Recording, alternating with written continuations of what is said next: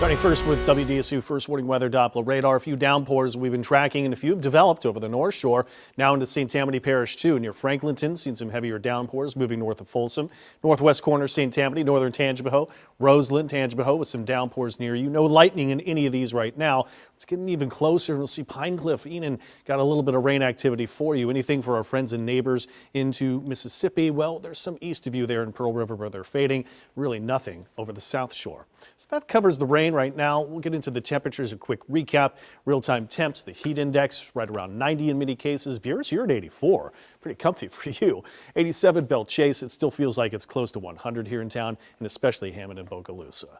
So we are finally going to break this pattern a little bit. There's been this serious heat over the eastern United States into the Midwest. Big block of high pressure, but I'll show you that it's this system that sits up a few miles into the air. It's very weak. It's very broad. But as it does move into that heat, it's going to break things down for those folks. But it's going to wrap around a few pieces of energy to give us our scattered rain chances the next few days, and also just provide enough energy as it's within there to give us those likely storm chances. And keeps the heat about where it is, maybe not as hot as recent. Lines up pretty well the short-term forecast, but notes that anything that's out should start to weaken after sunset, and we're not expecting a whole lot later on tonight. Tomorrow morning, where we've been the last few weeks, waking up in the 70s, 73 North Shore, still very humid, 82 into Grand Isle, 75 to Gulfport, Biloxi. Storm chances tomorrow. We get up to about 8:30 and we start to see that storms possibly forecast here over the Mississippi Sound blossom up more storms.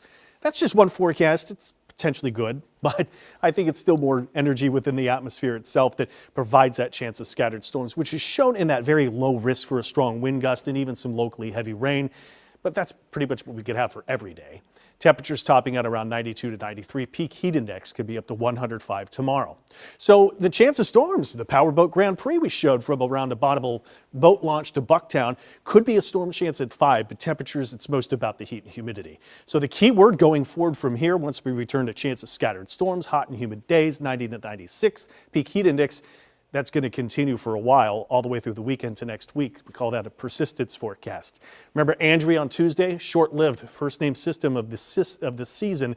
It formed on Tuesday morning and it was gone by Tuesday evening. Saharan dust plume may actually have an impact here to the Gulf Coast next week. So we'll watch that, and usually if it does come our direction, it could reduce the air quality a bit. Several here tropical waves, but they are just not doing much, so nothing to be expected over the next 7 days, which is great. And even I've seen longer range forecasts showing nothing for a while.